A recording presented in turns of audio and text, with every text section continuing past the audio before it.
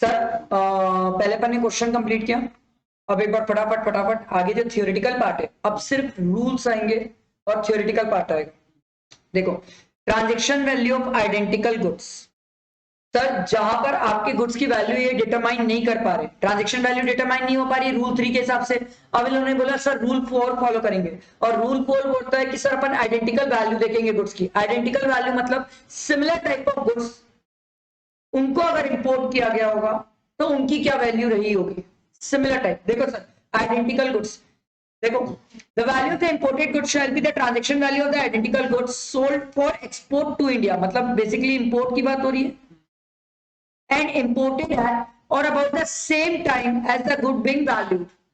जैसे मान लो मैंने आईफोन मंगाया, अब आईफोन की वैल्यू डिटरमाइन नहीं हो पा रही है, तो सरकार बोली ठीक है एक काम करते हैं, जिस टाइम तो आईफोन मंगाया था ना उसी टाइम कोई आईफोन जैसा आइडेंटिकल गुड्स होगा तो उसके भी उसी टाइम अगर इंपोर्ट हुआ होगा तो उसकी वैल्यू देख लेते क्या रहेगी, और उसकी जो वैल्यू रहेगी वही अपन क्या मान लेंगे, वैल्यू मान लेंगे for the purpose of custom duty. Identical goods means imported goods, देखो which are same in all respects, पूरे तरीके से सेम होना चाहिए सब, क्योंकि अभी अपन नीचे सिमिलर पढ़ने वाले सर, आइडेंटिकल और सिमिलर में अंतर है। आइडेंटिकल मतलब एग्जैक्ट कॉपी होना चाहिए, एग्जैक्ट सेम होना चाहिए सर। देखो including physical characteristics, quality, reputation, सब चीज, एक्सेप्ट माइनर डिफरेंसेस, छोटे मोटे डिफरेंसेस आ सकते हैं बट वो ऐसे डिफरेंस होना चाहिए जिससे गुड्स की वैल्यू पे कोई फर्क ना पड़े। Produced in the country in with the goods and goods being valued where produced, क्या बोलना चाह रहे हैं सर, क्या बोलना चाह रहे हैं? जिस कंट्री से आपने पहली बार गुड्स मंगाया था उसी कंट्री का गुड्स होना चाहिए। Produced by the same person who produce the goods and और where no such goods are available then goods produced by different manufacturer. अगर सेम बंदा मिल जाए तब तो बढ़िया बात है, सोने पे सुहागा है, और अगर सेम बंदा नहीं मिला तो अपन दूसरा मैन्युफैक्चरर देख लेंगे, क्या दूसरा मैन्युफैक्चरर भी सेम गुड्स प्रोड्यूस करता है क्या। आईफोन के केस में ये एग्जांपल नहीं, मान लो आपने बाहर से फर्नीचर मंगाया हो तो फर्नीचर के केस में ये एग्जांपल ज्यादा सुटेबल बैठ जाएगा, समझ आया। However, identical goods do not include goods where engineering, development, artwork, design work, plain sketch was done by a buyer in India free of charge or at a reduced cost. अगर उसमें कोई changes buyer ने अपने तरफ से किया है तो उसको अपन नहीं कंसीडर करेंगे, क्योंकि वो आइडेंटिकल रह ही नहीं पाएगा सर।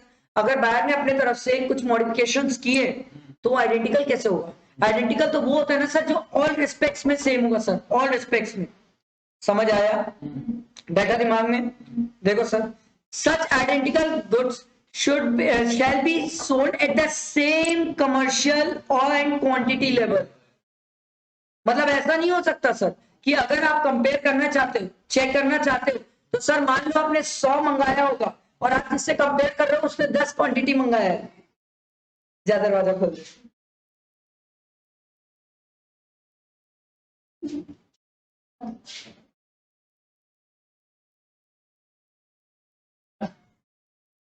अगली बार लेट आया ना तो गेट भी नहीं खोलूंगा। सर जो क्वांटिटी है वो सेम होना चाहिए, जब आप किसी को किसी से कंपेयर करोगे तो बराबरी होना चाहिए। मतलब अगर आपने 100 गुड्स को इंपोर्ट किया था पहली बार तो दूसरी बार आप जिससे कंपेयर करना चाहते हैं आइडेंटिकल गुड्स, वो बंदा भी 100 ही गुड्स मंगाया हो। अगर एक 100 मंगा रहा है और एक 1000 मंगा रहे हैं तो सर वैल्यू में डिफरेंस आएगा, क्योंकि ज्यादा क्वांटिटी होने से माइट बी पॉसिबल डिस्काउंट ज्यादा होगा, समझ आ रहा है। Where no such sale is found, मतलब आपको मिल ही नहीं रहा है वो सेल सेम क्वांटिटी वाली। The transaction value of identical goods sold at different commercial level और different quantity both shall be used with certain adjustments. मतलब सर पहली बार 100 गुड्स की बात थी, उसको कंपेयर करने के लिए 1000 गुड्स से एडजस्टमेंट कर रहे हैं सर अपन। अब यहां और यहां वैल्यू में डिफरेंसेस तो आएंगे। अब 100 क्वांटिटी वाला मिल ही नहीं रहा है तो क्या करें, 1000 क्वांटिटी वाले का एक्सेप्ट किए, बट ये 1000 क्वांटिटी वाले में अपन ने क्या किए सर, एडजस्टमेंट्स किए। इनकी वैल्यू पे अपन ने क्या कर लिया, कुछ एडजस्टमेंट्स कर लिए, जिससे ये 100 की वैल्यू के बराबर सही प्रेजेंट करे, समझ आया। Where more than one transaction value of identical goods is found, जहां पर एक से ज्यादा ट्रांजेक्शन वैल्यू है, then the lowest shall be considered. याद रखना सर, लोएस्ट कंसीडर किया जाता है, लोएस्ट, बैठा दिमाग में। अब इसमें से एग्जाम में क्वेश्चन क्या आ सकता है, सिंपल सी बात है सर, अगर एक से ज्यादा वैल्यू है तो लोएस्ट वाला पॉइंट याद रख लेना, ठीक है। उसके बाद सर ये वाला पॉइंट आ सकता है कि सर आइडेंटिकल गुड्स क्या होते हैं, ये 3 पॉइंट लिखने को आ सकते हैं सर। आइडेंटिकल गुड्स वो होते हैं जो सेम होते हैं इन ऑल रिस्पेक्ट, हो सकते हैं वही बंदा बनाया हो और वही कंट्री हो, 3 बातें, पूरा सेम होना चाहिए, वही बंदा बनाया होना चाहिए और वही कंट्री होनी चाहिए, 3 बातें होगी तो आइडेंटिकल गुड्स है। एग्जाम में ये लिखने को आ सकता है सर, समझ आया। आगे देखो, अब अगला दिया हुआ है सिमिलर गुड्स, रूल 5। तो मैं बोले सर आइडेंटिकल और सिमिलर में अंतर क्या है, बोले सिमिलर गुड्स ना पूरे रिस्पेक्ट में सेम नहीं होगा, देखो are not alike in all respect, पूरा सेम नहीं होगा, अगर पूरा सेम हो गया तो वो आइडेंटिकल हो गया, सिमिलर में थोड़ी करेगा सर। देखो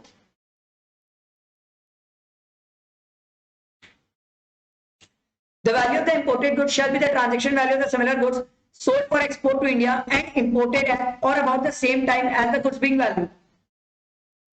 Similar goods means imported goods with although not alike in all respects, same नहीं है पूरा, लाइक कैरेक्टरिस्टिक्स, उसकी कैरेक्टरिस्टिक्स सेम है, कंपोनेंट मटेरियल सेम रहा होगा और उसके बेसिस में सर वो सेम फंक्शन भी कर रहा होगा, काम वो सेम ही कर रहा है, काम वो सेम कर रहा है पर कुछ चेंजेस है उसके कैरेक्टरिस्टिक्स में, एग्जैक्ट सेम नहीं है। अगर एग्जैक्ट सेम है तो वो आइडेंटिकल है, एग्जैक्ट सेम नहीं है सिमिलर है, ठीक है, याद रखना सर।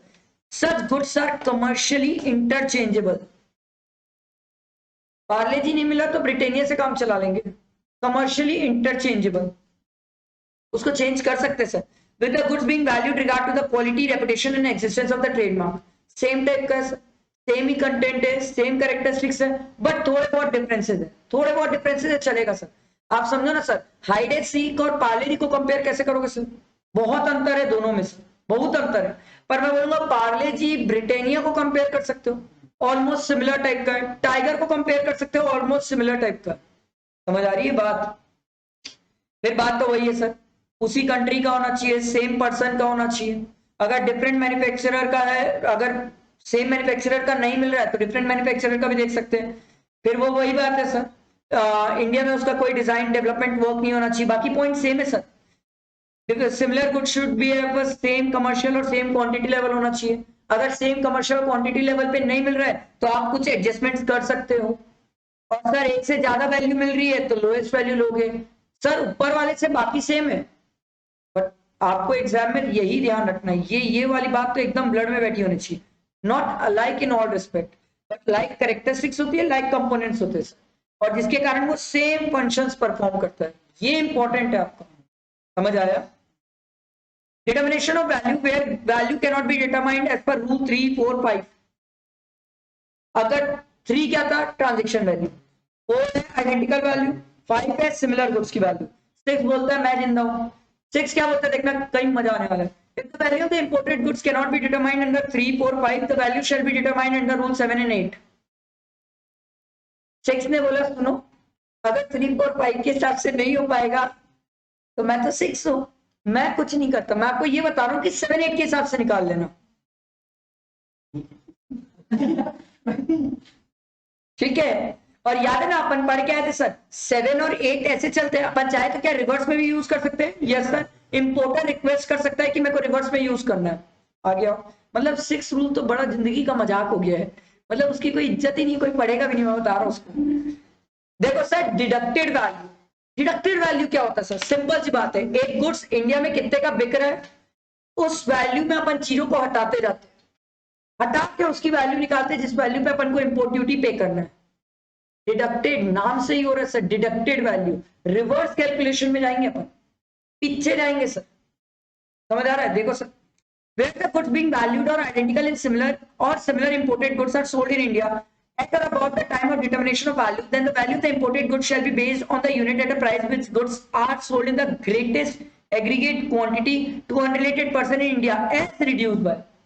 आसान भाषा में, आपका आइडेंटिकल से हो नहीं पाया, सिमिलर से हो नहीं पाया, ये दोनों से बाहर हो गए, अब आप रूल 6 के पास गए, रूल 6 बोला भाई रूल 7 के पास जाओ, मेरे पास तो वैसे भी कुछ नहीं है, तो रूल 7 बोला सुने काम करते हैं, इंडियन मार्केट में ये गुड्स कितनी बल्क क्वांटिटी में बिकता है ये चेक कर लेते हैं, ठीक है, जो मार्केट रेट में बिकता होगा उसमें से अपन कुछ चीजें रिड्यूस कर लेंगे। मैं बोला क्या रिड्यूस करोगे, देखो commission usually paid or payable by or the addition made for the profit and general expense for sales in India. India में जो तुमने खर्चे किए होंगे उसको बेचने के लिए, उसको हटा दो, इंडिया वाले खर्चे हटा दो. दूसरा, cost of transport and insurance and other incurred with in India, इसको भी हटा दो. इंडिया वाला तो वैसे भी नहीं आता है वैल्यू में, याद है ना सर, फ्रेट और इंश्योरेंस बाहर वाला इंक्लूड करते हैं, इंडिया वाला तो वैसे भी नहीं आता है. Custom duty and other taxes payable in India by the reason of importation और sale of the goods, sir ये भी हटा दो. अरे कस्टम ड्यूटी ही तो निकालना है, कस्टम ड्यूटी को निकालना है, और कस्टम ड्यूटी को अगर इंक्लूडेड रखोगे तो वैल्यू गलत नहीं हो जाएगी, तो आप कस्टम ड्यूटी को भी हटा दो. Note, where such goods are not sold at or about the same time of importation of the goods being valued, then the value of imported goods shall be based at the unit price at which the imported good or identical or similar imported goods sold in India at the earliest date after the importation but before the expiry of 90 days after such importation. मतलब sir मैंने से कोई बाहर से goods लेके आया, उसकी value में डिडक्टिव मेथड से चलना चाहता हूँ. जब मैं डिडक्टिव मेथड से चलना चाहता था, मैं मार्केट में जाके पता किया कोई ऐसा गुड्स आता है सिमिलर टाइप का जिसके बेसिस में मैं डिडक्टिव वैल्यू निकाल पाऊं, मार्केट में मिला ही नहीं. तो मेरे को कस्टम वालों ने बोला सुनो एक काम करो, आप 90 डेज के अंदर चेक कर लो क्या पिछले 90 दिनों में कोई सिमिलर टाइप का गुड्स अगर आया है तो उसकी वैल्यू से आप डिडक्टेड वैल्यू निकाल लेना. मैं बोले 90 डेज से पुराना नहीं हो सकता, बोले नहीं 90 डेज से पुराना नहीं हो सकता. समझ आ रहा है, मैक्सिमम 90 डेज पीरियड है, ये आपको याद रखना सर. अगला देखो, where such goods are sold in India after further processing, then the value shall be based on the one unit in which the goods imported after processing are sold in the greatest quantity to unrelated person in India as reduced by the processing and other costs. ये तो हम ऊपर पढ़ चुके हैं. Illustration देखो ज्यादा अच्छे से समझ आएगा. देखो, following are the sale detail of the product X being 12,000 unit imported from Japan. You are required to compute the accessible value of the product X for the custom duty by applying the deductive method. deductive method से चलना है sir. तो deductive method में हमने क्या बोला था sir, deductive method में क्या था, सबसे हाईएस्ट क्वांटिटी कौन सी है सर बताओ इसमें. ये 2000 है, ये भी 2000 है, पर सर हमने क्या बोला था, इंपोर्ट से 90 दिन के अंदर. अब चेक करो सर 90 दिन के अंदर कौन सी रेट आ रही है, चेक करो.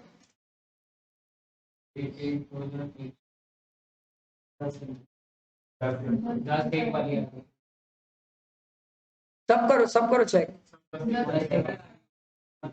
अच्छा, assuming that the expenditure incurred in India is 18 rupees per unit, तो आप अगर 90 लो या 100 लो, जो भी आप लोगे सर उसमें 18 रुपीज माइनस कर देना, क्योंकि इंडिया में इतना खर्चा हुआ था, तो हटा देंगे अपन इसको. डिडक्टिव भी तो चल रहा है ना सर, तो आपके हिसाब से क्या लेना है, 98 की 100?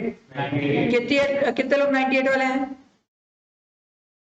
अभी 98 वाले, वेरी गुड. तो 98 माइनस 18 किए तो कितना आ गया, 80. Duty charge on such article is 25% including social welfare surcharge ad valorem, तो 25% ड्यूटी लगा देंगे अपन. समझ आया, तो 12,000 इंटू 80 और फिर 25% ड्यूटी. और सर आगे भी ये देखो सर, ये 80 आ गया, ठीक है. उसके बाद सर 64 रुपीज पर यूनिट इसने एक्सेप्टेबल वैल्यू निकाल दी. कैसे निकाली सर, ये देखो 25% जो ड्यूटी है क्या वो भी अपन उसमें से हटाएंगे. यस सर, ये 80 में ड्यूटी भी तो इंक्लूडेड होगी ना सर, क्योंकि ये इंडिया में सेल किया है, इंडिया में सेल किया तो उसमें कस्टम ड्यूटी लग के आई होगी, लग के आई. समझो कैसे निकालते हैं अपन, बचपन में पढ़े थे, याद है. Cost plus 25% of cost upon 100, मतलब इसको सी ले लो, इज इक्वल टू 80. ठीक है, तो ये आ जाएगा सर 125 सी, इसको 100 ले लो, तो सर ये अपॉन 100, तो 80 इंटू 100 डिवाइडेड बाय 125 करो, ये कितना आ रहा है, समझ आया, 64. ये 64 इसकी वैल्यू आ गई देखो, और 64 को अपन 12 कितना यूनिट है, 12,000 यूनिट से आप 64 को मल्टीप्लाई कर लो. समझ आया, बैठा है सबके दिमाग में. अगला दिया हुआ सर कंप्यूटेड वैल्यू. ये बहुत डेंजरस है, पता है, ये बहुत डेंजरस है. क्यों बताऊं मैं आपको. कंप्यूटेड वैल्यू मतलब क्या होता है, आप सामने वाले को अपनी पूरे प्रोडक्ट की कॉस्ट बताते हो सर, और कोई भी आदमी अपने धंधे में अपने प्रोडक्ट की कॉस्ट नहीं बताना पसंद करता, इसलिए ये मेथड बहुत कम यूज होता है. ऐसा नहीं है यूज नहीं कर सकते, कर सकते हो, बट ये कोई करता नहीं जनरली, क्योंकि इसमें देखो ना sir, This method is normally possible where the importer in India and the foreign exporter are closely associated. तभी सर कॉस्ट पता चलेगी, and the foreign exporter is willing to give necessary costing, वो बताना चाहेगा तभी तो पता चलेगा सर, नहीं तो नहीं पता चलेगा। और कोई भी आदमी बाहर से भेजेगा यहाँ पर आपको, वो अपनी कॉस्टिंग बताएगा, अगर उसकी कॉस्टिंग पता चल गई तो प्रॉफिट मार्जिन नहीं पता चल जाएगी, और प्रॉफिट पता चल गया तो गया बैंड नहीं बच जाएगी उसकी, कोई नहीं बताता सर। इसीलिए देखो ये मेथड जनरली यूज नहीं होता। कॉस्ट ऑफ मटेरियल दिया हुआ है, add profit of the exporter, add all the expenditure as per rule 10, ठीक है, तो असेसेबल वैल्यू आती है। अगला दिया हुआ है रेसिडुअल वैल्यू। रेसिडुअल मेथड क्या होता है सर? ये बोलता है सुनो, अगर आप ऊपर कोई भी मेथड से कोई भी रूल को अप्लाई करके अगर वैल्यू नहीं डिटरमाइन कर पाए तो आखिरी रेसिडुअल मेथड मैं जिंदा हूं। Where the value of the imported goods shall not be determined as per the preceding rules, then the value shall be determined reasonable means। और इनका जो reasonable means है ये इनका अपना तरीका है, reasonable mean इनका अपना तरीका है, इसका कोई प्रिस्क्राइब मेथड या प्रोसीजर नहीं है, ये अपने तरीके से निकालेंगे, या तो जनरल प्रोविजन या डाटा अवेलेबल उस बेसिस में निकालेंगे सर, ये अपने तरीके से निकालते हैं, इसका कोई फॉर्मेट या मेथड नहीं है सर, समझ आया? हाँ, नेक्स्ट पॉइंट देखो, however the values so determined shall not exceed the price at which such or like goods are ordinarily sold or offered for sale for delivery at the time and the place of importation in the course of international trade where the seller or the buyer has no interest in the business of the offer। ये आपको पढ़ना हो तो पढ़ना, इसमें simple सी बात है सर, गुड्स की प्राइस जो ऑफर फॉर सेल थी उससे ज्यादा नहीं होना चाहिए वैल्यू, ठीक है। Further no value shall be determined on the following basis, in basis में वैल्यू डिटरमाइन नहीं होगी। The selling price in India होना भी नहीं चाहिए सर, क्योंकि इंडिया की जो सेलिंग प्राइस है उसमें इंडिया से रिलेटेड खर्चे होंगे, कस्टम ड्यूटी मिली हुई होगी, तो उस बेसिस में तो होना भी नहीं चाहिए। A system which provide acceptance of value of the value being highest of the two alternative values, इस तरीके से नहीं होना चाहिए सर, दो अल्टरनेटिव नहीं, एक ही वैल्यू डिटरमाइन होना चाहिए। The price of the goods on domestic market of a country of exportation, domestic market price के बेसिस में गुड्स की वैल्यू डिटरमाइन नहीं होना चाहिए। Cost of production for identical और similar goods other than computed value नहीं लिया जाता सर, कंप्यूटेड वैल्यू के केस में ले सकते हो। Price of the goods for export to a country other than India, sir India के अलावा कहीं और एक्सपोर्ट किया होगा तो वहां की कंट्री के बेसिस में प्राइस नहीं लोगे सर, क्योंकि वहां की कंट्री का अपना लॉ है और इंडिया का अपना लॉ है, कंपेरेबल नहीं होगा सर। मिनिमम कस्टम वैल्यूज नहीं सर, आर्बिट्रेरी या फिक्टिशियस वैल्यू, काल्पनिक वैल्यू नहीं लोगे सर। अगला देखो, cost and service already discuss in rule 3, पहले ही डिस्कस कर चुके हैं सर, याद है ये पढ़ चुके हैं, सेम है, पढ़ना ही नहीं है सर, पढ़ने की जरूरत नहीं है, अगर आपको पढ़ना हो तो पढ़ना, नहीं पढ़ना हो तो ना पढ़ना, ठीक है। अच्छा ये बता रहा है CIF, पता है क्या है? Cost insurance freight. जब आप FOB में फ्रेट जोड़ देते हो और इंश्योरेंस जोड़ देते हो तो हमारा क्या आ जाता है? CIF। या आपको बोला अगर इन केस किसी क्वेश्चन में CIF दिया हुआ है तो आपको रिवर्स कैलकुलेट करके FOB में पहुंचना पड़ेगा, ठीक है, देखेंगे अगर क्वेश्चन आया तो। अदर पॉइंट्स यहां से सर थोड़ा सा थियोरिटिकल है, मतलब ऐसा मेरे हिसाब से यहाँ से थियोरिटिकल है, प्रैक्टिकली अब कुछ नहीं आने वाला, थियोरिटिकल सिर्फ लॉ वाली बातें आएगी, रूल्स गजब रूल्स है सर।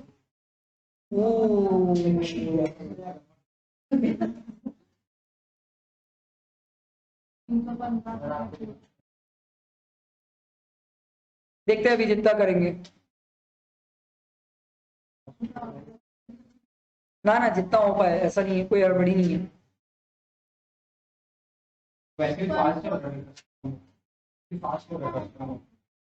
आज क्या है, क्या जो आज की मतलब, अच्छा देखो सर, डिक्लेरेशन में इंपोर्टर, सर देखो इंपोर्टर को क्या क्या डिक्लेयर करना पड़ेगा सर, पूरे डिटेल्स वगैरह डिस्क्लोज करेगा, मेरे हिसाब से तो ये इतना ज्यादा रिलेवेंस नहीं रखता।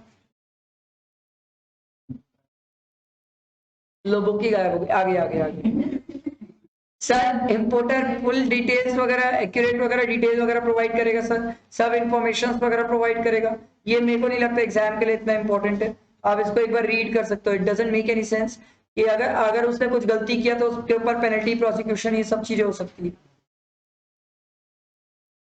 Rejection of the declared value, इसका मतलब क्या होता है समझ रहे? मतलब जो वैल्यू मैंने बताया है, क्या वो कस्टम ऑफिसर उसको कैंसिल भी कर सकता है उस वैल्यू को? यस सर, उसके पास पावर है। देखो, when the proper officer has a reason to doubt the truth and accuracy of the value, in relation to any imported goods, he may ask the importer of such good to furnish further information, including document or other evidence. Where even after receiving such further information, in the absence of response from the importer, the proper officer, after reasonable doubt about the truth and accuracy of the value so declared, then it shall be deemed that the value of such imported goods cannot be determined under transaction value. और अगर transaction value के basis में value determine नहीं हो पाई तो हम कहाँ पहुंच जाएंगे? रूल्स में. और प्रॉपर ऑफिसर, कस्टम ऑफिसर क्या करेगा पता है? कस्टम ऑफिसर ये करेगा कि सर वो वैल्यू खुद डिटरमाइन करेगा. ठीक है. और आपको सर एक बार मौका दिया जाएगा कि कस्टम ऑफिसर बोलेगा मेरे हिसाब से तो ये वैल्यू है. मैं बोले भाई तेरे हिसाब से गलत है. बोले ठीक है चल तेरे को एक बार बोलने का मौका दूंगा. Opportunity of being heard. तो तेरे को अगर ये वैल्यू गलत लगती है तो प्रूव कर, बोल कि नहीं ये वैल्यू सही नहीं है. सही वैल्यू खुद बता दे. नेक्स्ट पॉइंट देखो. This rule by itself does not provide a method for determination of value. एक बात याद रखना सर, पहली बार वैल्यू निकालने की जिम्मेदारी मेरी होती है, सेल्फ असेसमेंट होता है. उसके बाद अगर मेरी वैल्यू सही ना लगे तो कस्टम ऑफिसर निकालता है. पहली बार में कस्टम ऑफिसर खुद से नहीं निकाल सकता sir. It provides a mechanism and a procedure for reduction of declared value in cases where there is a reasonable doubt that the declared value does not represent the transaction value. जहां पर value सही नहीं लग रही है sir, लग रहा है चोरी चमारी की हो sir. Where the declared value is rejected, the value shall be determined by the proceeding subsequently in accordance with rule 429. पढ़ के तो आए हैं सर, याद है ना सर. आइडेंटिकल, सिमिलर, फिर रूल 6 तो पार्ट टाइम पास, फिर रूल 7 आ गया था जीवन में. 7 क्या बोला सर? डिडक्टिव. 8 बोला क्या बोला? कंप्यूटेड. आप कोई भी वैल्यू के बेसिस में चल सकते हो सर. ठीक है.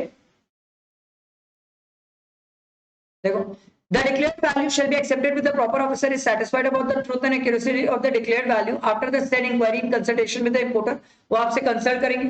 कंसल्ट करने के बाद आपको बोलेंगे कि सर हमने हमारे हिसाब से ये वैल्यू निकाली है, क्या आपको ये वैल्यू जेन्युइन लग रही कि नहीं लग रही? क्योंकि आपको भी तो एक बार सुनने का मौका मिला जाएगा ना सर.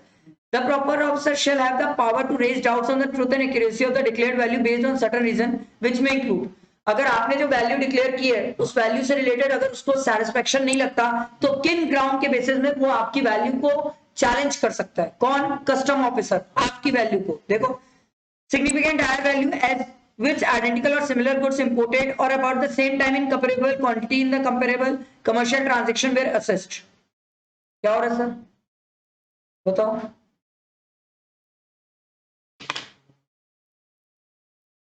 पहला पॉइंट क्या बोल रहा है बताओ.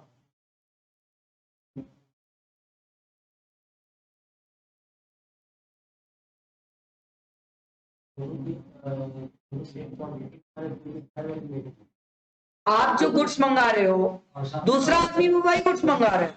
साले तुम 80 में मंगाते हो और वो आदमी 100 में मंगाता है. ऐसे कैसे? जहां पर सिग्निफिकेंट डिफरेंशियल है वैल्यू में. दूसरा देखो, self involves N abnormal discount और एबनॉर्मल रिडक्शन. आपको जबरदस्ती का सामने वाला डिस्काउंट देने के प्राइस कम किए. तीसरा, स्पेशल डिस्काउंट दिए. एक्सक्लूसिव एजेंट हो आप उसके और स्पेशल डिस्काउंट दे दिया sir. Miss declaration of goods. Goods को आप सही क्वांटिटी, क्वालिटी, वेट, प्राइस में डिफाइन नहीं कर रहे हो, सही नहीं कर रहे हो. Non declaration of parameters. Brand नहीं बता रहे हो, किस ग्रेडिंग का गुड्स है वो नहीं बता रहे हो, जिसके कारण उसकी वैल्यू कम हो जा रही है. ए ग्रेड का गुड है, आप डी ग्रेड का बता रहे हो तो वैसे ही वैल्यू कम हो जाएगी. और यहाँ पे फ्रॉडलेंट या मैनिपुलेटेड, आप इस टाइप की हरकत कर रहे हो. इन सब ये पढ़ के जाना सर. ये आ सकता है लिखने को सीएमए वालों को और सीएस वालों को एमसीक्यू में. ठीक है. देखो, इंटरप्रिटेशन रूल्स क्या बोलते हैं सर? रूल 13 ध्यान दो sir. Interpretation rule 13.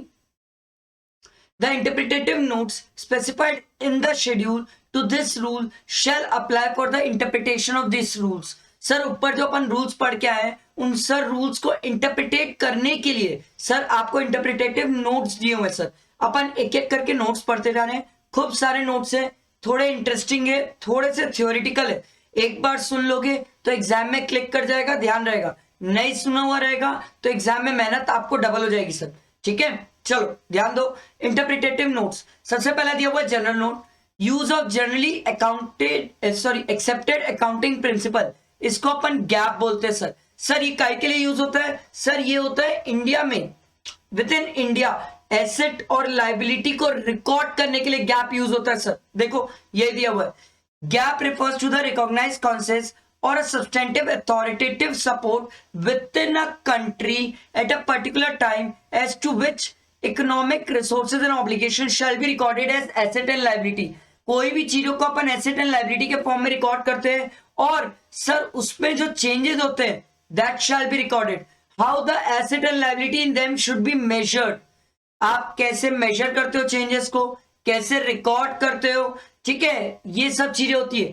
What information should be disclose, क्या इंफॉर्मेशन डिस्क्लोज करने की जरूरत है, how it should be disclose and financial statement should be prepared. Sir जब हम अकाउंट सॉल्व करते हैं तो क्या अकाउंट्स में ये गैप काम आता है? यस सर, जनरली ये सीए फाइनल लेवल पे काम आता है. इवन सीएमए वाले लोगों को फाइनल लेवल पे काम आता है. सर ये फाइनल लेवल पे ये गैप पड़ते हैं, ठीक है.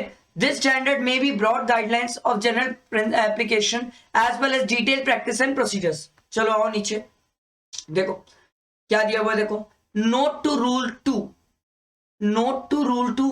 रूल 2 के लिए नोट क्या है? देखो sir, in rule 2 subsection 2 clause 5, for the purpose of this rule one person shall deem to control another.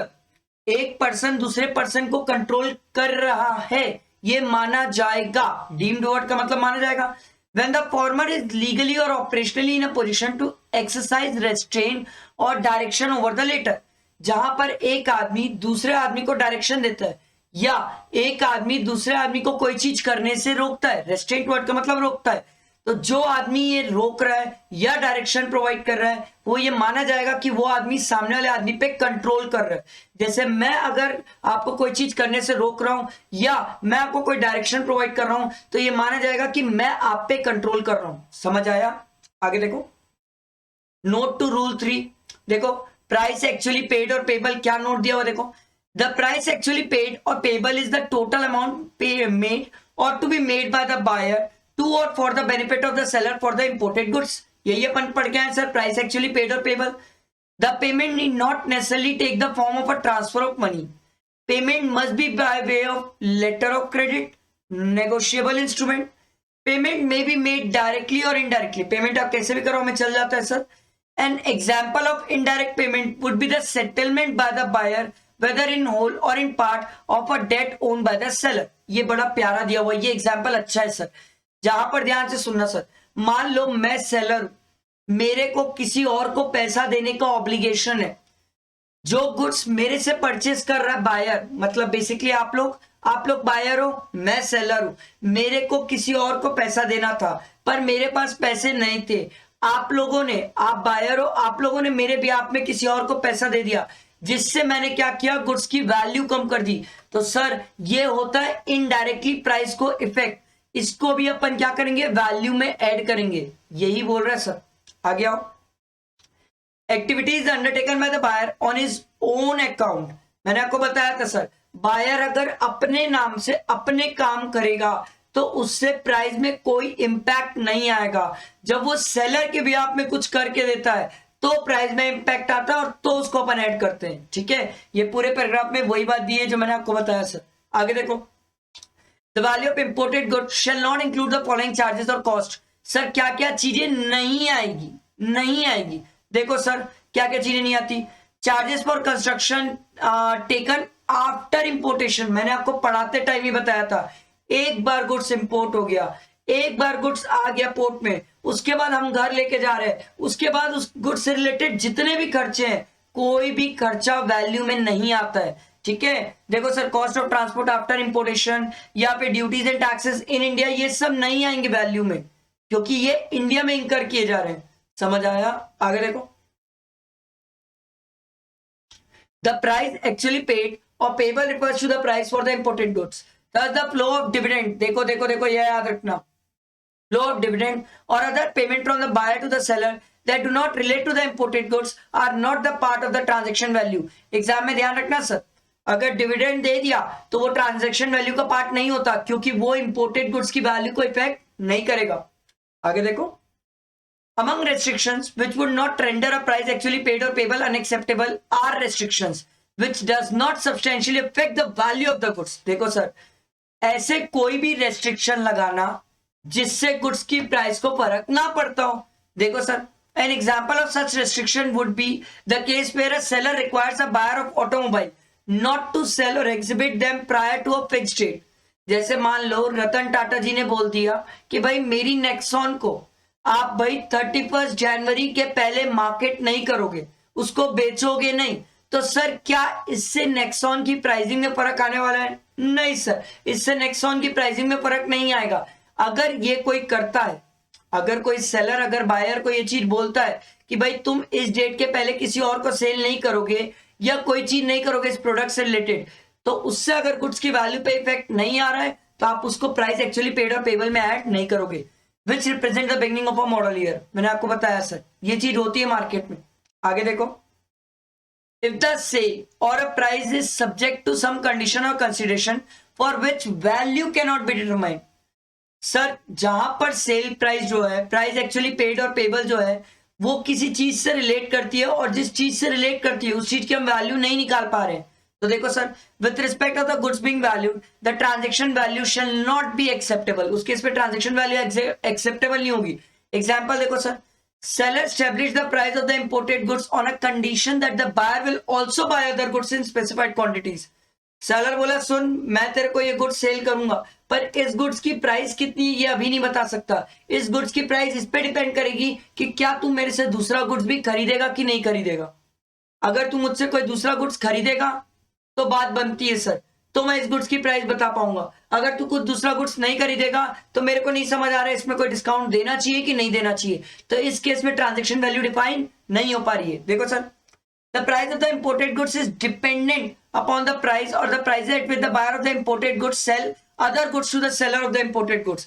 मैंने आपको बताया सर, इस गुड्स, ये जो गुड्स मैं आपको बेच रहा हूं, इस गुड्स की प्राइस इस पे डिपेंड करती है कि मैं दूसरा जो गुड्स लूंगा उसकी क्या प्राइस है, या वो कितनी क्वांटिटी में ले रहा हूं, या क्या डिस्काउंट ऑफर पे ले रहा हूं। समझ आया? तो इस गुड्स की प्राइस डिटरमाइन नहीं हो पा रही है तो इसकी ट्रांजैक्शन वैल्यू पता नहीं चल रही है। आगे आओ। The price established on the basis of a form of payment extraneous to the imported goods. मतलब extraneous मतलब सिंपल सी बात है, ज्यादा, कुछ एक्सेस, ज्यादा, such as there the imported goods are semi-finished goods which have been provided by the seller on a condition that he will receive a specified quantity of the finished goods. एक number. अब हो ये रहा है sir, सामने वाला जो seller है वो यहाँ पर आपको पूरा गुड्स दिया ही नहीं है, आधा बना के दिया है। सर आधा बना के दिया है तो आधे बने हुए गुड्स की वैल्यू तो आप डिटरमाइन ही नहीं कर पा रहे हो।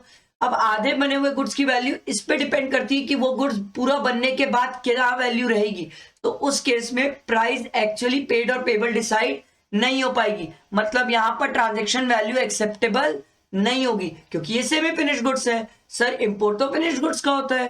समझ आया? आगे देखो। However, condition or consideration relating to the production or marketing of the imported good shall not result in rejection of the transaction value. Sir अगर conditions लगा रहा हूं या considerations है relating to production और marketing, तो उससे उसकी ट्रांजैक्शन वैल्यू को रिजेक्ट नहीं कर सकते। जैसे मैंने बोला सर इस गुड्स की मार्केटिंग, जैसे मैंने आपको एग्जांपल दिया ना, रतन टाटा जी बोले भाई नेक्सॉन की मार्केटिंग 31 जनवरी के बाद करना, तो इससे गुड्स की वैल्यू पे फर्क नहीं पड़ेगा, इससे आप उनकी जो ट्रांजैक्शन वैल्यू है उसको रिजेक्ट नहीं कर सकते। देखो for example the fact the buyer furnishes the seller with engineering and plans undertaken in India shall not. देखो इन इंडिया, मैंने आपको बताया सर आप इंडिया में कुछ भी करो सर, क्या वो वैल्यू को इफेक्ट करेगा? नो सर, ये वही एग्जाम्पल दिया हुआ है। आया समझ? आ गया? देखो रूल 3 सबसेक्शन 3, देखो sir rule 3 subsection 3 clause A और clause B provide different means of establishing the acceptability of transaction value. ये बताते सर किन तरीकों से हम ट्रांजैक्शन वैल्यू को एक्सेप्ट करेंगे। देखो rule 3 subsection 3 clause A provide that where the buyer and the seller are related. अब भाई लोचा हो गया, क्योंकि अगर दोनों रिलेटेड है तो यहां पर ट्रांजैक्शन वैल्यू जो होगी वो ट्रू रिप्रेजेंट करेगी नहीं। तो वो देखो क्या बोलेंगे, the circumstances surrounding the sale shall be examined and the transaction value shall be accepted as the value of the imported goods provided that the relationship does not influence the price. भाई transaction value हम accept कर लेंगे provided जो तुम्हारे बीच दोनों जो relation में हो उस रिलेशन के कारण उस ट्रांजैक्शन वैल्यू में डिफरेंसेस नहीं आ रहे मार्केट से connected. It is not intended that there should be an examination of the circumstances in all the case where the buyer and seller are related. Such examination will only be required where the doubt about the acceptability of the price.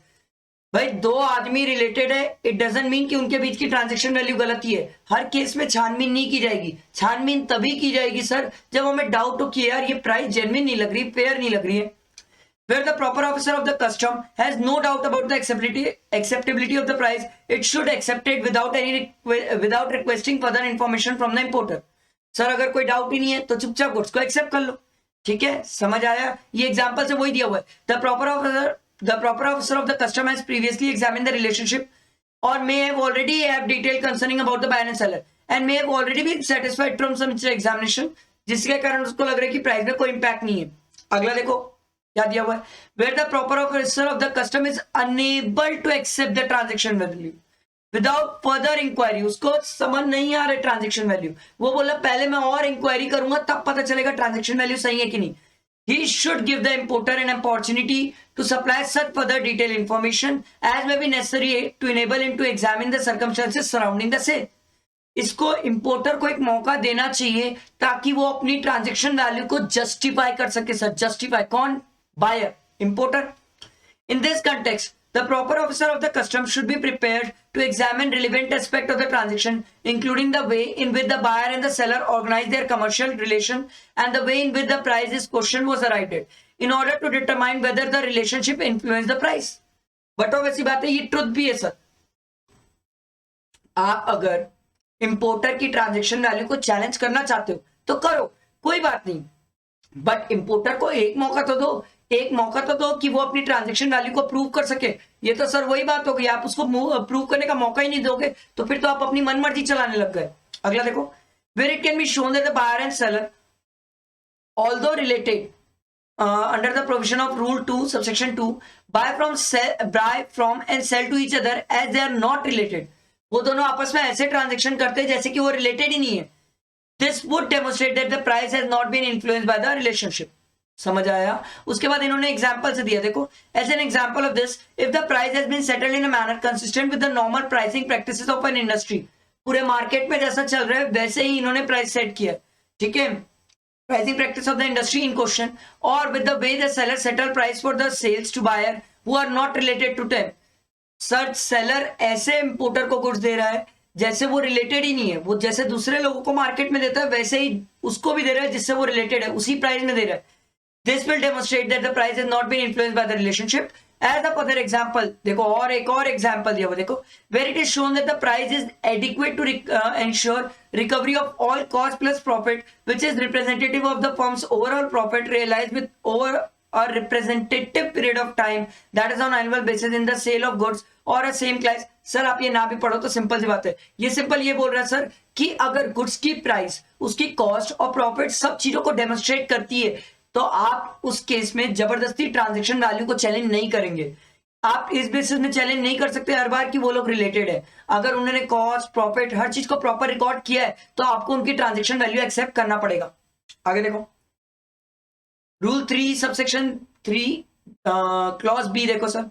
Provide an opportunity for the importer to demonstrate the transaction value closely approximate to a test value previously accepted by the proper officer of the custom and therefore acceptable under the provision of rule 3. मैंने आपको अभी बताया sir, क्या एक बार उसको भी मौका दिया जाएगा? यस, एक बार उसको मौका दिया जाएगा कि वो अपनी ट्रांजेक्शन वैल्यू को प्रूव करे. सर उसको मौका नहीं दोगे तो गलत हो जाएगा. Where under test under rule 3 subsection section 3 clause section 3 subsection 3 clause B is met, it is not necessary to examine the question of influence under this. Sir अगर वो टेस्ट की क्राइटेरिया मीट कर लिया और उसकी ट्रांजैक्शन वैल्यू एक्सेप्ट हो गई तो बाद में डाउट और क्वेश्चन रेज नहीं होगा. If the proper officer of the custom has already sufficient information, वही बातें दी हुई है सर, ठीक है, ये वही है, ठीक है. आगे आओ, अब क्या बोल रहे देखो, रूल 3 subsection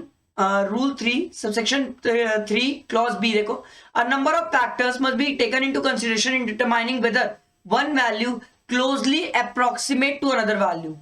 बहुत सारे फैक्टर है जिनको ध्यान दिया जाएगा, उसके बेसिस में डिसाइड किया जाएगा कि सर क्या आपकी जो वैल्यू है वो अनरिलेटेड पर्सन से क्लोजली मैच करती है कि नहीं करती.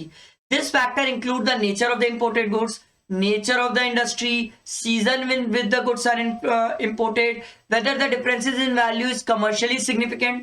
कोई आदमी 10 क्वांटिटी गुड्स मंगा रहा है, कोई 100 मंगा रहा है, 10 और 100 में डिफरेंसेस आएंगे ही वैल्यू में, डिस्काउंट्स में आ जाते हैं sir. This factors may vary from case to case. बात तो सही है सर, ये हर केस में वेरी करेगा. It would be possible to apply uniform standard rate as a fixed percentage in each case. Impossible. Sir ये पॉसिबल ही नहीं है कि एक जन जो इंपोर्ट कर रहा है उसके केस में जो वैल्यू ली गई है वो हर केस में सेम वैल्यू ली जाए, पॉसिबल ही नहीं है सर, क्योंकि हर का अपना ट्रांजैक्शन होता है, हर के अपने टर्म्स होते हैं, हर की अपनी क्वांटिटी होती है, हर का अपना मार्केट होता है, हर का अपना टाइम पीरियड होता है, वही लिखा हुआ है. For example, a small difference in value in case involving one type of goods could be unacceptable with a large difference in case involving another type of goods. बड़ा ऑब्वियस बात है sir, goods अगर change होते हैं तो क्या value पे differences आएंगे, वही बोल रहा है सर, इसीलिए अप्रोक्सीमेट वैल्यू देखा जाता है, on the basis of test किया जाता है. ठीक है, अगला देखो, नोट टू रूल 4. देखो sir, in applying rule 4 the proper officer of the custom shall wherever possible use a sale of identical goods. क्या यूज करना चाहिए उसको, identical, at the same commercial level, substantially the same quantity of the goods being valued. Where no such value is found, a sale of the identical goods. Sir ये हम पढ़ के आए हैं, कमर्शियली सेम होना चाहिए. अगर कमर्शियली डिफरेंट है, सेम क्वांटिटी में होना चाहिए. Commercial level different quantities check करना चाहिए सर, उसके बेसिस में ये डिसाइड होगा.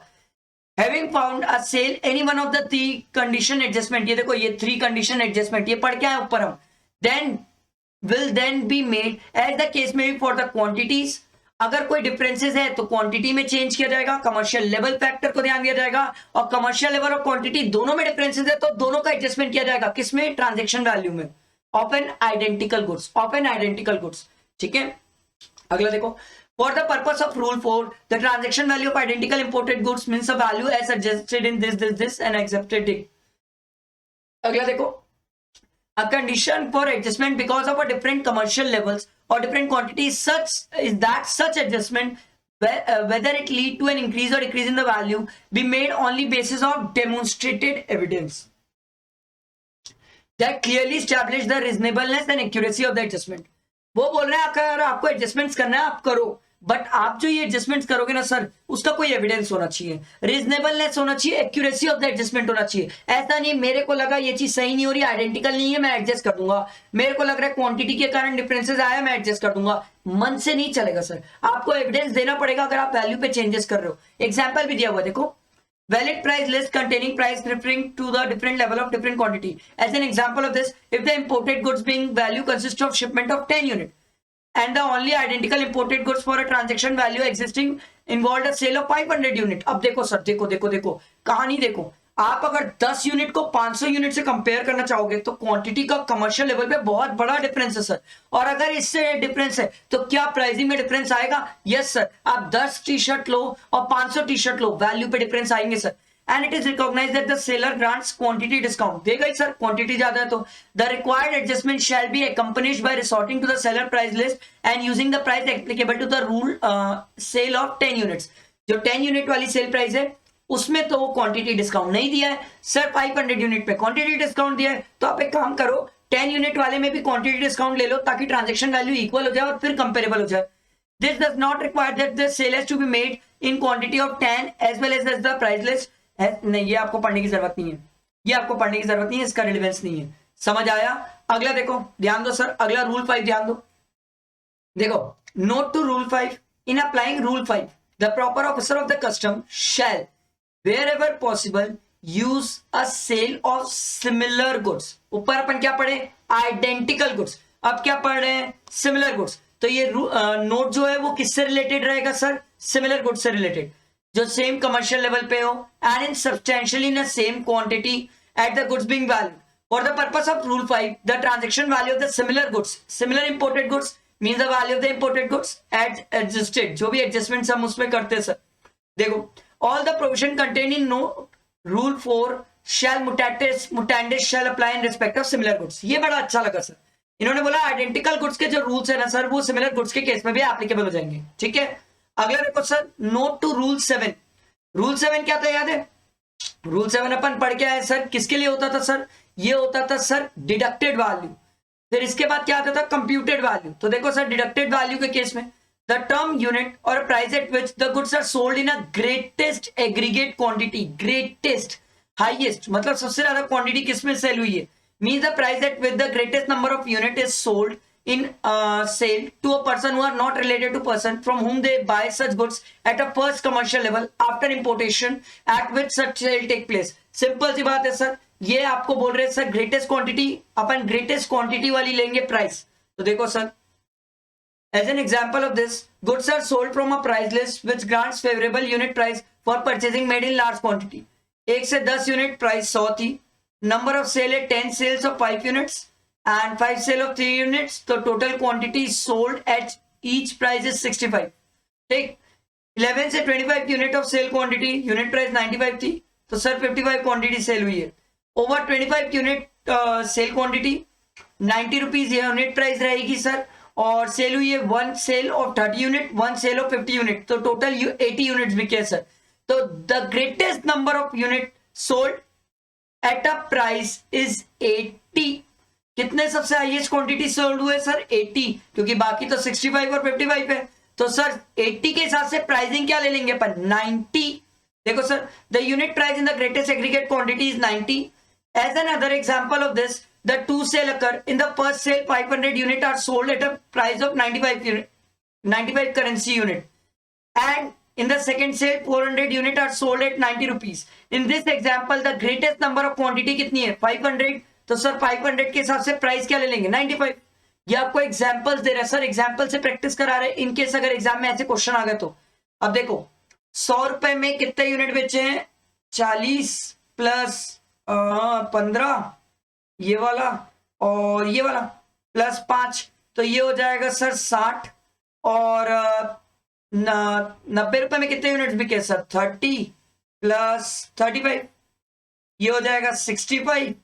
और कौन सा हो गया? 100 हो गया, 90 हो गया, 95 में तो एक ही है सर 50 यूनिट, 105 में एक ही यूनिट है सर 25 यूनिट, बाकी तो सब वैसे ही कवर हो चुके हैं। तो हाईएस्ट क्वांटिटी किसमें बिकी है सर? देखो हाईएस्ट क्वांटिटी बिकी है सर 65। देखो सर 65 क्वांटिटी बिकी हाईएस्ट, और 65 क्वांटिटी किस पे बिकी है सर? 90 में, तो प्राइस क्या आ जाएगी? 90। ये देखो 65 यूनिट सबसे ज्यादा क्वांटिटी बिकी है, और किस यूनिट प्राइस में बिकी है? 90 में, तो ये देख लो, यही दिया हुआ सर। समझ आया? सिंपल तरीका सर, ये हम ऊपर भी सीख के आए थे, उसी को रिलेटेड वो समझाया है। अब उसी से रिलेटेड आगे देखो रूल्स भी है सर, देखो क्या रूल्स दिए हुए हैं। ये क्या था याद है ना? Deducted value. तो डिडक्टेड वैल्यू मतलब सिंपल सी बात है, अपन जो भी एक्सपेंसेस इंडिया से रिलेटेड है उन सबको डिडक्ट करने वाले हैं, उन्हीं से रिलेटेड रूल दिया हुआ देखो सर, नोट दिया हुआ देखो। Any sale in India as described in para 1 above to the person who supplied directly or indirectly free of charge or at a reduced cost for use in connection with the production and sale for export of the imported goods and any of the element shall not be taken into account in establishing the unit price। मैंने आपको बताया sir, कोई भी चीज है, जो भी values है जो यहाँ पर इंडिया में इंकर करिए, वो वैल्यूज को हम लेंगे ही नहीं सर, तभी तो हमें वो वैल्यू पता चलेगी जिस वैल्यू पे गुड्स इंपोर्ट हुए हैं और जिस पे हमें कस्टम ड्यूटी निकालना है sir. It should be noted that profit and general expense, पढ़ के आए सर, ये हम पढ़ के आए हैं सर रूल 7 में। Profit and general expense refer to in rule 7 shall be taken as a whole.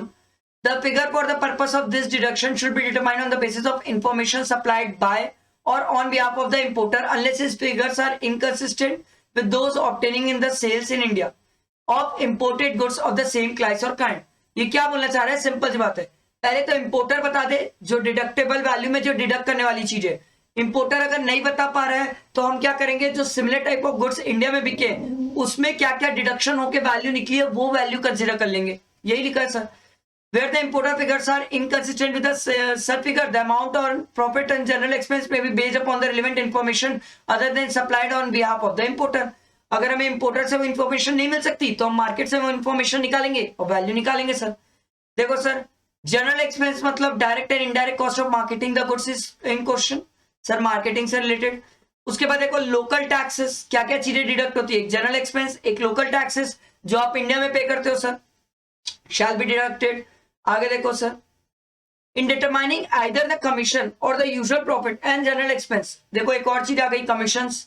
Under the provision of rule 7 the question of whether certain goods are of the same class और kind as other goods may be determined case by reference to the circumstances involved.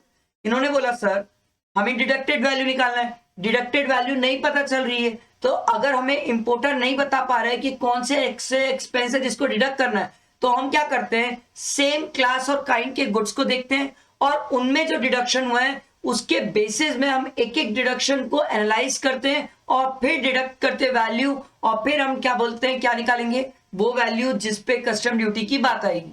So sales in India of the narrowest group or the range of the imported goods of the same class or kind, which include the good being valued for with the necessary information can be provided, should be examined. वो वही सी बात बोल रहे हैं sir, आपको goods की value examine करना पड़ेगा ऑफ द सेम क्लास और काइंड के, ठीक है।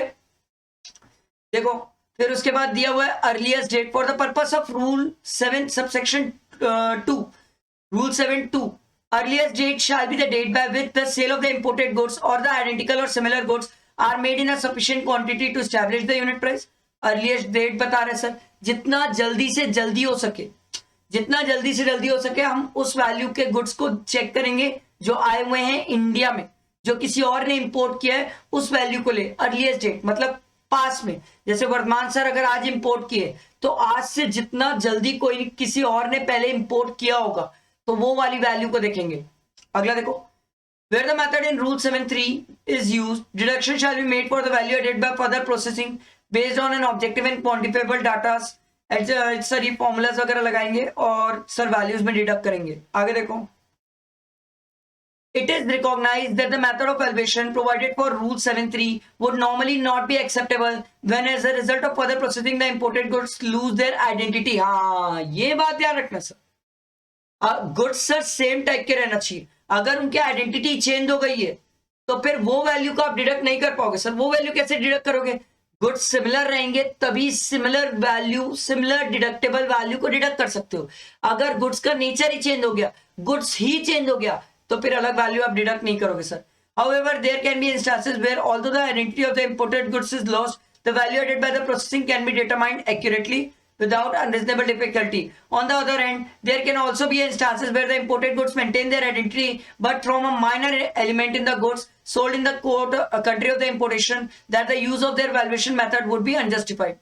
सर जहां पर इंपोर्ट कर रहे हैं उस केस में दूसरा जो गुड्स इंपोर्ट किए थे, उस जैसे मैंने इंपोर्ट किया, अब मेरे गुड्स की वैल्यू में क्या डिडक्ट करना था, डिडक्टेबल वैल्यू निकल नहीं पा रही है, तो उस केस में हमने सिमिलर गुड्स देखा।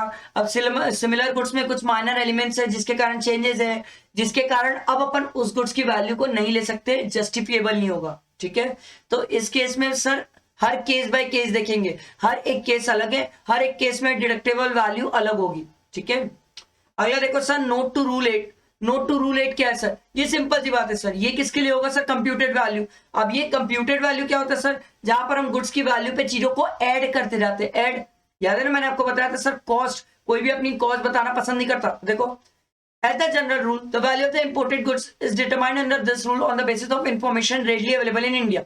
In order to determine a computed value, however, it may be necessary to examine the cost of producing the goods। यहां पर देखो हम किस पे फोकस करते हैं, ठीक है, cost of producing the goods and the other information which has been obtained from outside India.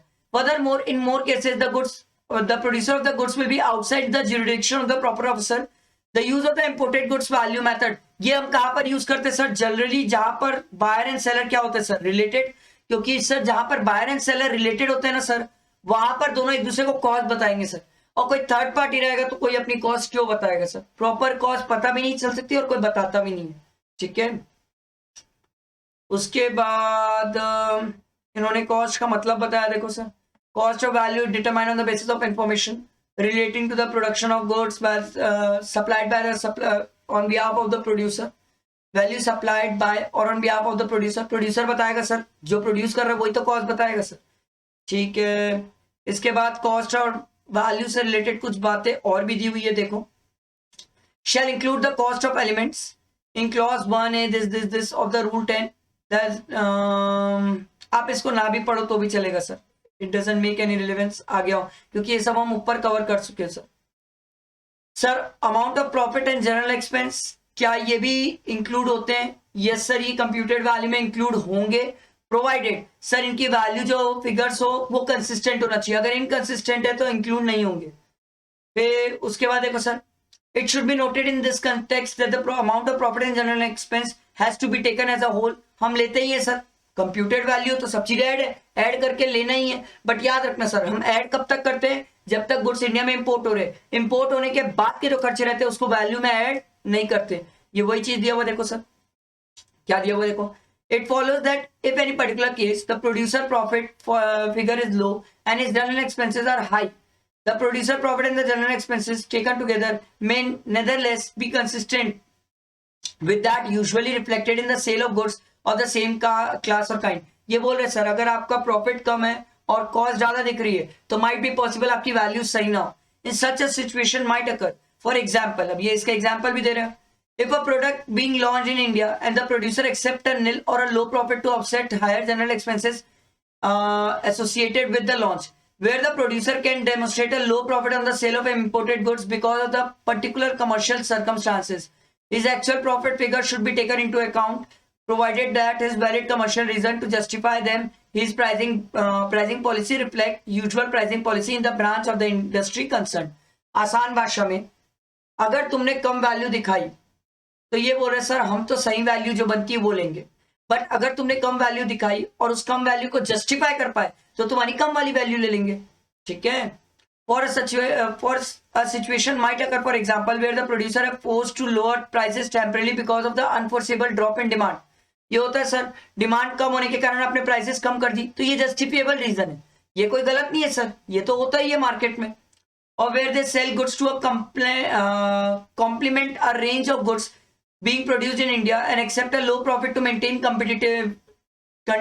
competitivity. Simple सी बात है सर, कोई आदमी इंडिया में कम प्राइस में कुछ इसलिए बेच रहा है जैसे मार्केट में ताकि वो कॉम्पीट कर पाए, इंडिया के मार्केट में कॉम्पीट कर पाए. ये फेयर है और जेन्युइन है. इस केस में आप जो भी वैल्यू डिटरमाइन करके बताओगे वो वैल्यू को इन लोग क्या कर लेंगे, एक्सेप्ट कर लेंगे. समझ आया. ये आपको वही दिया हुआ है, इसके बाद का जो दिया हुआ है ये पढ़ने की जरूरत नहीं है. जनरल एक्सपेंस में मैंने आपको बताया सर ये हम पढ़ चुके हैं. ठीक है. ये इंडिया से रिलेटेड कोई भी एक्सपेंस को अपन इंक्लूड नहीं करते हैं.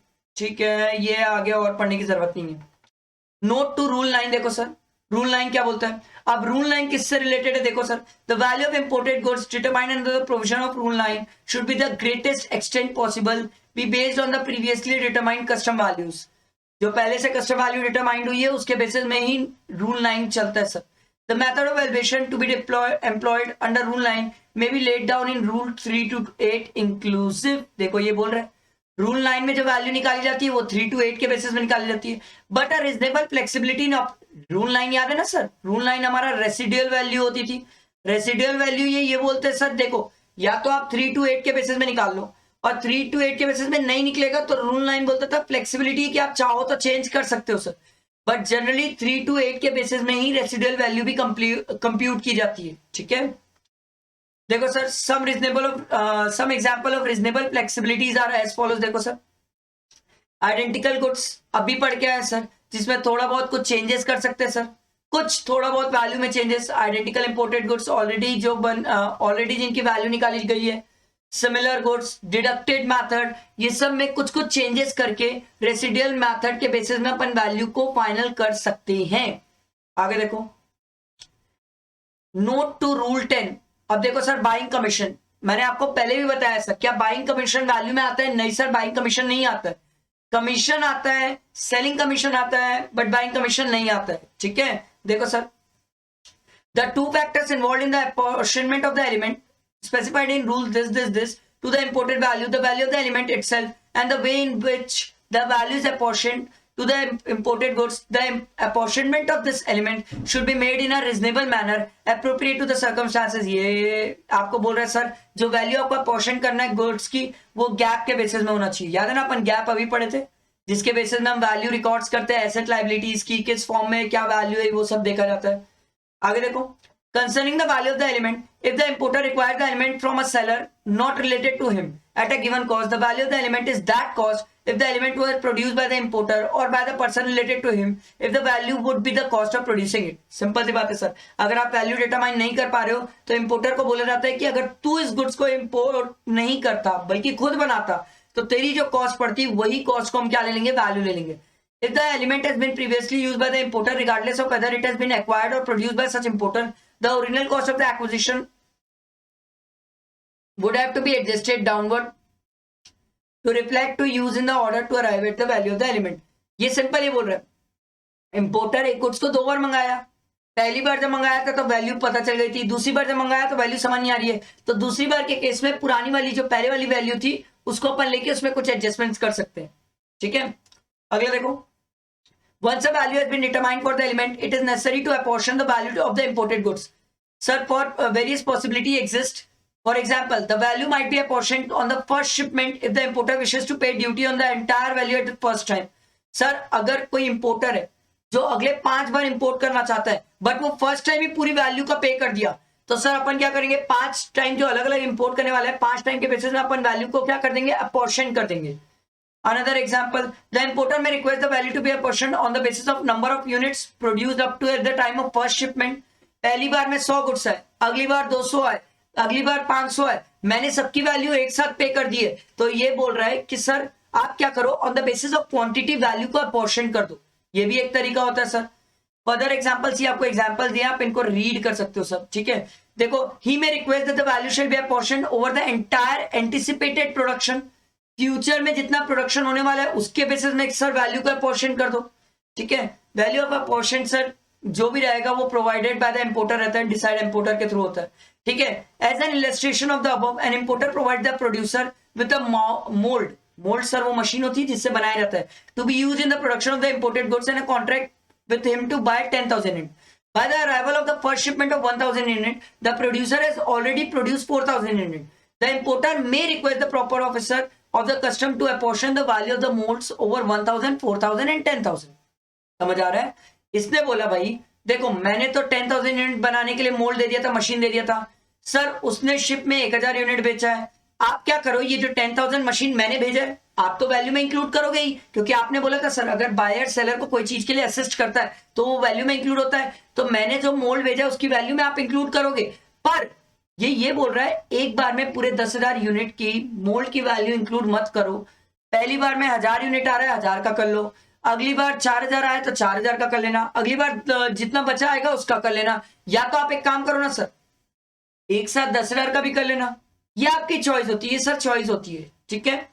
आगे देखो सर रूल 10(1)(b)(4), देखो रूल 10 क्या बोलता है, addition for the element specified in rule 10(1)(b)(4) should be based on the objective and quantifiable data. मतलब रूल 10 में जो भी आप एलिमेंट्स ऐड करोगे उसके लिए सर कोई ना कोई ऑब्जेक्टिव या डाटा होना चाहिए नंबर के टर्म्स में. In order to minimize the burden for both the importer and the proper officer of custom in determining the value to be added, data readily available in the buyer's commercial record system should be used in so far as possible. इन्होंने बोला sir importer और proper officer custom के उनको दिक्कत ना हो, इसके लिए कस्टम ऑफिसर क्या करेगा, पहले से उसके पास जो डाटा होगा बायर से रिलेटेड, दूसरे बायर से रिलेटेड, उन डाटा को वो यूज करेंगे. आगे देखो, for this element supplied for those elements supplied by the buyer which are purchased or leased by the buyer, the addition would be the cost of the purchase or the lease. No addition should be made for those elements available in the public domain other than the cost of obtaining copies of them. Simple सी बात है sir, जो purchase या lease की cost है उसी को include करेंगे, एक्स्ट्रा जो मार्केट की कॉस्ट है, पब्लिक डोमेन की जो कॉस्ट है, अदर कॉस्ट है उनको इंक्लूड नहीं करेंगे. The case with which it may be possible to calculate the value to be added will depend on a particular firm, structure, management practice, उसके basis में and accounting methods. आगे देखो, for example, it is possible that a firm which import a variety of product from several countries maintain the record of its design center outside the country of importation in such a way to show accurately the cost attributable to the given product. In such a case, direct adjustment may appropriately be made under the provision of Rule 10. ये बोल रहा है sir कोई company ऐसी है, मान लो देखो कोई ऐसी फर्म है जो इंपोर्ट करती है variety of products from several countries और जो रिकॉर्ड्स मेंटेन करती है outside the country of importation, मतलब इंडिया में इंपोर्ट कर रहे हैं बट इंडिया में वो डाटा मेंटेन नहीं करती है, वो डाटा मेंटेन आउटसाइड करती है, तो उस केस में रूल 10 ज्यादा अच्छी चीज है, ये बोल रहे हैं. In other case, a firm may carry the cost of the design center outside the country of importation as a general overhead expense without allocation to specific product. ये बोला जा सकता है सर कि बाहर रखने की जो कॉस्ट रही होगी रिकॉर्ड्स को, वो ओवरहेड कॉस्ट मान लो, उसको प्रोडक्ट की कॉस्ट में स्पेसिफिकली इंक्लूड मत करो, ठीक है. जो अपन प्रोडक्ट इंपोर्ट कर रहे हैं, प्रोडक्ट इंपोर्ट करने से रिलेटेड जो भी रिकॉर्ड्स होगा वो रिकॉर्ड्स अगर बाहर मेंटेन हो रहा है तो उसकी कॉस्ट प्रोडक्ट में ऐड मत करो. In this instance, an appropriate adjustment could be made over the provision of Rule 10 with respect to the imported goods by apportioning total design center cost over total production cost benefiting from the design and adding such appropriate cost on the basis of unit to import. Simple सी बात है sir, जो cost आपकी record वगैरह की रही होगी वो उस प्रोडक्ट जो मैंने इंपोर्ट किया है, इंडिया में इंपोर्ट किया है, उससे स्पेसिफिक जो रहेगी उसको ऐड करूंगा, बाकी चीजें छोड़ दूंगा. मतलब समझो सर, अगर इंडिया में मैंने 10 यूनिट्स मंगाया है तो 10 यूनिट से रिलेटेड डिजाइनिंग या जो भी चार्जेस रहे होंगे उसको ऐड करूंगा. अगर मैं इंडिया में सिर्फ 10 मंगा रहा हूं, यूएस में 20 मंगा रहा हूं, तो सर यूएस का 20 वाला इंडिया वाले में ऐड नहीं होगा. आगे देखो, variation in the above circumstances will of course require different factors. ये सिंपल सी बात है. In case where the number of countries over a period of time the adjustment should be limited to the value added to that element outside the country of importation. ये छोड़ सकते हो sir. ठीक है, आगे देखो, रॉयल्टी. मैंने आपको बताया था सर, क्या रॉयल्टी और लाइसेंस फीस क्या ये ऐड होती है? Yes sir. देखो, may include among the other rights payment in respect of the patent, trademark, copyright, ये सब का अगर आपने पेमेंट किया तो ऐड करेंगे. However the charges for right to reproduce the imported goods in the country of importation shall not be added. ये याद रखना सर, ये एग्जाम के लिए इंपॉर्टेंट है. Charges for right to reproduce the imported goods, एक बार इंपोर्ट हो गया, इंपोर्ट होने के बाद इंडिया में रिप्रोड्यूस करोगे तो वो ऐड नहीं होगा वैल्यू ऑफ गुड्स में. ठीक है, ध्यान रखना sir. Payment made by the buyer for the right to distribute और resale the imported goods should not be added. देखो, राइट टू रीडिस्ट्रीब्यूट और sale the imported goods should not be added. होना भी नहीं चाहिए. एक बार गुड्स इंपोर्ट हो गया, उसके बाद का खर्चा क्यों ऐड होगा सर? होगा ही नहीं. आगे आओ. ठीक है, आगे देखो, रूल 10(3) क्या बोल रहे हैं? देखो, where objective and quantifiable data do not exist with regard to the addition required to be made under rule provision of the rule 10, the transaction value can not be determined under the provision of rule 3. As illustration of this are royalty. Sir ये वही चीज royalty से related दिया हुआ है, आप इतना समझ लो सर, रॉयल्टी ऐड होगी, रॉयल्टी और लाइसेंस फीस ऐड होने वाली है सर. ठीक है, आगे आओ sir. Valuation of exported goods. Sir इसको तो पढ़ने की जरूरत ही नहीं है स्टूडेंट को. सर अगर आपने इंपोर्टेड पढ़ लिया तो एक्सपोर्टेड गुड्स की वैल्यू का तो सेम रहता है, सेम रहता है, सेम. आप देखो सर, इनका भी वैल्यूएशन वैसे ये रूल 1 रूल 2 डिफाइन करता है, रूल 3 मेथड ऑफ वैल्यूएशन बताता है सर. ठीक है, रूल 3 में method of valuation subject to rule. ठीक है, इसमें एक्सपोर्ट वैल्यूज निकालते हैं हम. सेम है, सेम है सर. प्लीज प्लीज स्टूडेंट्स मत पढ़ना, नहीं तो दोबारा पढ़ने में टाइम वेस्ट हो जाएगा. सेम है, सेम, एग्जैक्ट सेम है सर. प्लीज एक्सपोर्ट वाली कहानी नहीं पढ़ना है, इंपोर्ट वाली पढ़े रहोगे तो ठीक रहेगा, बस इतना काफी है. इसके बाद जो कस्टम का लास्ट चैप्टर है वो कंप्लीट करो. पूरा सीएमए वाले स्टूडेंट्स का जून और दिसंबर के लिए सर 2023 के लिए कस्टम कंप्लीट हो जाएगा. आपका पूरा कस्टम क्वेश्चन के साथ कंप्लीट हो जाएगा. आपको बहुत मजा आएगा. कोई भी डाउट्स रहेगा, क्वेरीज रहेगी तो आप मुझसे पूछ सकते हो. ठीक है, याद रखना, लाइक करना, इससे मुझे भी मोटिवेशन मिलता है, और इसे फ्रेंड्स तक शेयर करना ताकि सबका कस्टम कंप्लीट प्रिपेयर हो जाए, कस्टम के लिए स्टूडेंट को इधर उधर भागना ना पड़े. ठीक है, चलो, थैंक यू फ्रेंड्स.